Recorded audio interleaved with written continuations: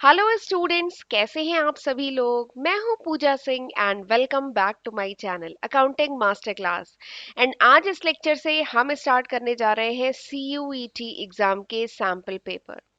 CUET मतलब common university entrance test. ठीक है, तो इसके सैंपल पेपर आज के इस लेक्चर से हम स्टार्ट करेंगे।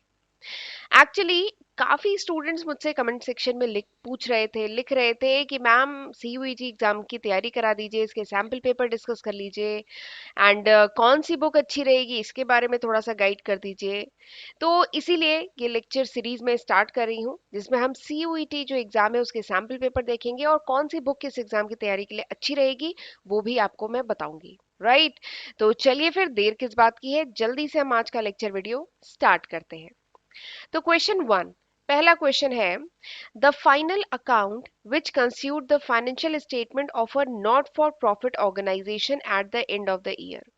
तो क्वेश्चन कह रहा है कि जो नॉट फॉर प्रॉफिट ऑर्गेनाइजेशन होते हैं या जिसे नॉन प्रॉफिट ऑर्गेनाइजेशन कहते हैं, उनके फाइनेंशियल स्टेटमेंट में जो फाइनल अकाउंट बनता है, ठीक है, ईयर एंड में, फाइनेंशियल ईयर के एंड में जो फाइनल अकाउंट बनता है, तो इसमें कौन कौन से स्टेटमेंट अकाउंट होते हैं।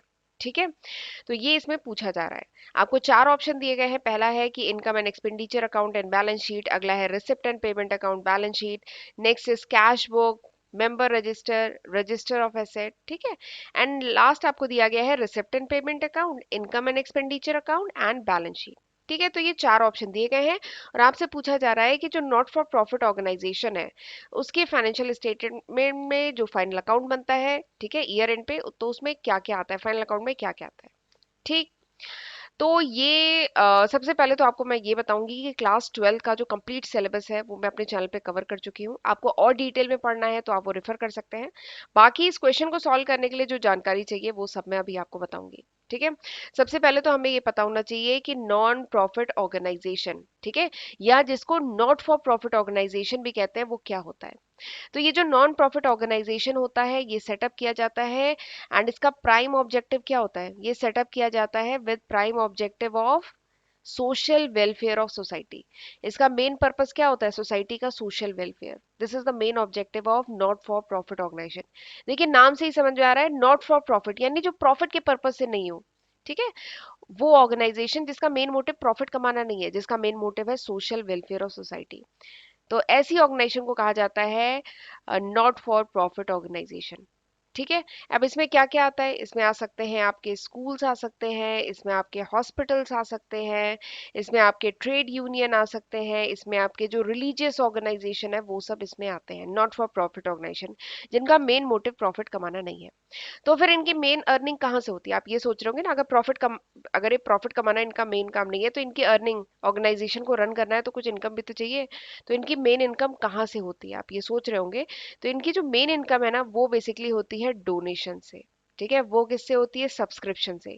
जो सब्सक्रिप्शन फी रिसीव होती है, जो डोनेशन रिसीव होता है, जो लाइफ मेंबरशिप फी रिसीव होती है, जो ग्रांट्स वगैरह मिलते हैं, ये इनकी मेन सोर्स ऑफ अर्निंग होती है।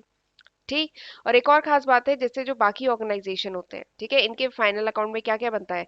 बाकी ऑर्गेनाइजेशन के फाइनल अकाउंट में बनता है ट्रेडिंग अकाउंट, बनाते थे ना, पीएल अकाउंट बनाते थे, बैलेंस शीट बनाते थे। ठीक है, ये बाकी ऑर्गेनाइजेशन के फाइनल अकाउंट में बनता है। बट जो एनपीओज होते हैं, नॉट फॉर प्रॉफिट ऑर्गेनाइजेशन, इनका जो फाइनल अकाउंट होता है, इनमें क्या बनता है, इनमें बनता है रिसिप्ट एंड पेमेंट अकाउंट। इनमें क्या बनता है, इनकम एंड एक्सपेंडिचर अकाउंट, और क्या बनता है, बैलेंस शीट। ठीक है, तो याद रखिए नॉन फॉर प्रॉफिट ऑर्गेनाइजेशन के फाइनल अकाउंट में ये तीन स्टेटमेंट बनते हैं। ठीक है, कौन कौन से, receipt and payment account, income expenditure account and balance sheet. ठीक है, और डिटेल में जाना है तो मेरे वीडियोस रेफर कर सकते हैं। राइट, तो अब मुझे लगता है आपको समझ में आ गया यहाँ पे कौन सा आंसर सही है, option D is the correct answer.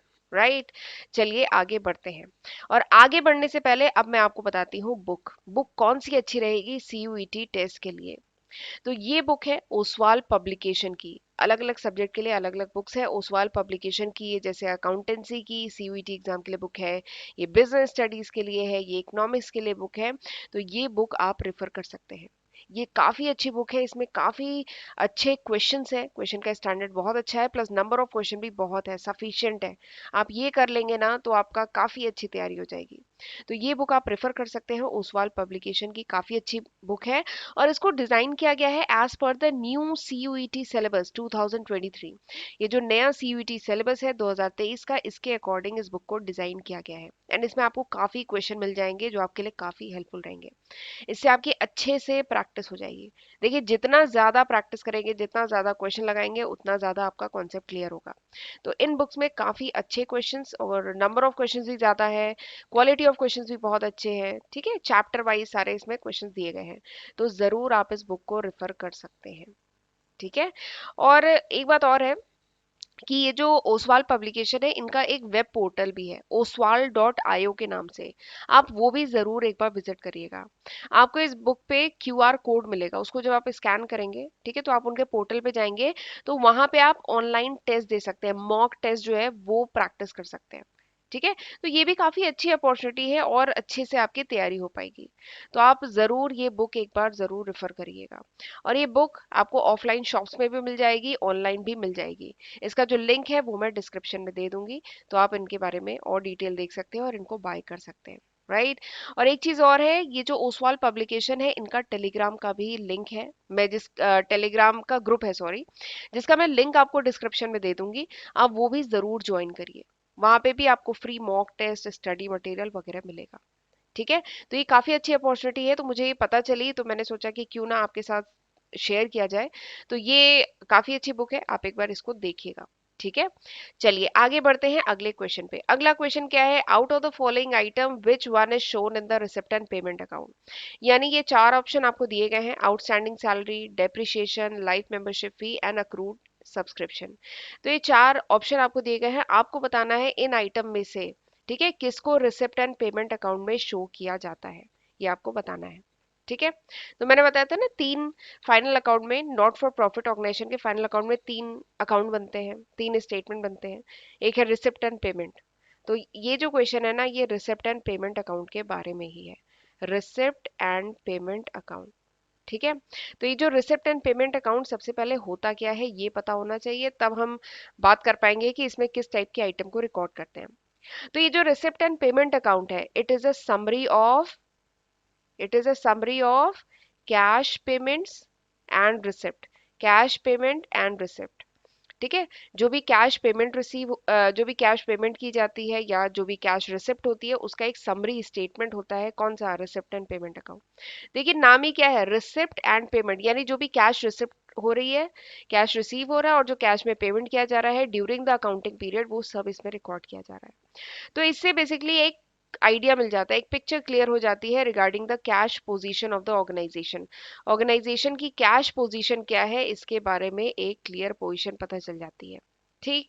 और एक खास बात इसके बारे में ये है कि ये जो रिसिप्ट एंड पेमेंट अकाउंट में जब आइटम्स हम रिकॉर्ड करते हैं ना, तो कैपिटल नेचर के आइटम एंड रेवेन्यू नेचर के आइटम, इनमें डिफरेंशिएट नहीं किया जाता है। ठीक है। ये जो रिसिप्ट एंड पेमेंट अकाउंट है, ये डिफरेंशिएट नहीं करता है between capital nature and revenue nature item. ठीक है। मतलब चाहे कैपिटल नेचर के हो चाहे रेवेन्यू नेचर के आइटम्स हो, वो इसमें रिकॉर्ड किए जाते हैं। राइट।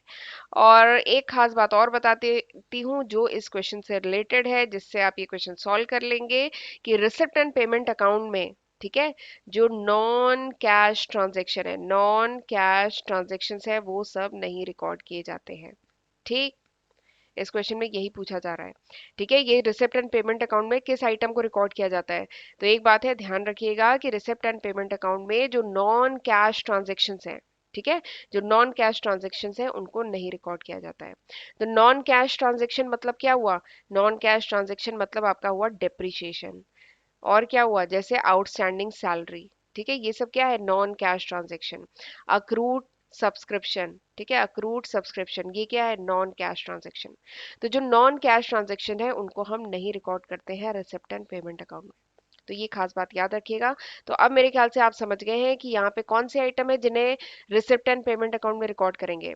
तो देखिए, outstanding salary non cash item, इसे नहीं रिकॉर्ड करेंगे। Depreciation non cash item, accrued subscription non cash item, पर जो लाइफ मेंबरशिप है दैट इज कैश आइटम, तो इसको हम रिकॉर्ड करेंगे। इसमें यही पूछ रहा है ना किसे रिकॉर्ड करेंगे, तो option C is the correct answer, इसको हम रिकॉर्ड करेंगे।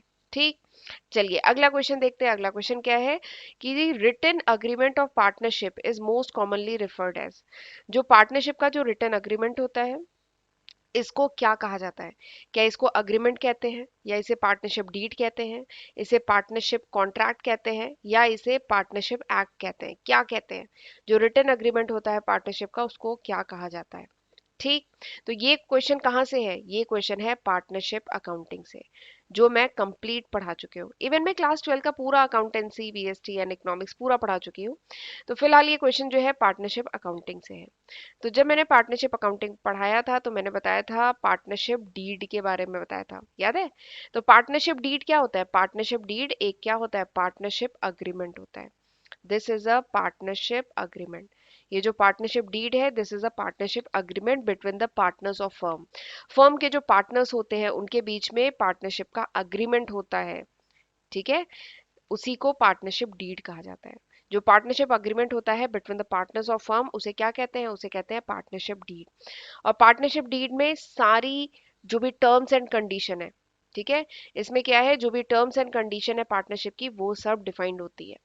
ठीक है, जो पार्टनरशिप डीड होती है उसमें सारी टर्म्स एंड कंडीशन पार्टनरशिप की जो पार्टनर्स के बीच में होगी वो सब प्रॉपरली डिफाइंड होती है।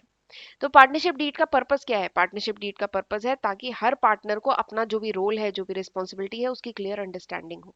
ठीक है, जो पार्टनर्स है उनके बीच में क्या हो, कंफ्लिक्ट ना हो। पार्टनर्स के बीच में कोई भी कंफ्लिक्ट ना हो, उनको सब पता हो कि प्रॉफिट लॉस किस रेशियो में शेयर होगा, और भी बहुत सारी चीजें। ठीक है, तो सारी चीजें प्रॉपरली हर पार्टनर की जो भी टर्म एंड कंडीशन है पार्टनर्स के बीच में, जो भी रोल एंड रिस्पॉन्सिबिलिटी है हर पार्टनर की, वो सब बहुत डिटेल में पार्टनरशिप डीड में डिफाइन होती है। ठीक है, तो आप समझ गए होंगे यहाँ पे आंसर क्या है। यहाँ पे आंसर है पार्टनरशिप डीड। तो जो भी रिटन अग्रीमेंट होता है पार्टनरशिप में पार्टनर्स के बीच में उसको क्या कहते हैं? उसे कहते हैं पार्टनरशिप डीड। तो option B is the correct answer. ठीक है, तो चलिए आज का लेक्चर मैं यहीं पे वाइंड अप करती हूँ। अब हम अगले लेक्चर में करेंगे कुछ और क्वेश्चन, कुछ और सैंपल पेपर के क्वेश्चन करेंगे। ठीक है, और एक बार जरा ये देख लीजिए कि ये वो लिस्ट ऑफ सब्जेक्ट है जो मैं आज की तारीख यानी मार्च 2023 तक अपने first channel accounting master class में कवर कर चुकी हूँ। एक बार वीडियो को पॉज करके देख लीजिएगा। और अगर मेरे चैनल पे जो अपलोडेड वीडियोस हैं उनके नोट्स चाहिए then you can download my application. और लेक्चर यूजफुल लगे तो प्लीज जरूर इसको लाइक किया करिए। ठीक है, मैं इसी तरीके से सीयूईटी के और क्वेश्चन आपके साथ डिस्कस करूंगी। राइट, तो चलिए फिर मिलते हैं अगले लेक्चर में। तब तक अपना ध्यान रखिएगा। God bless you.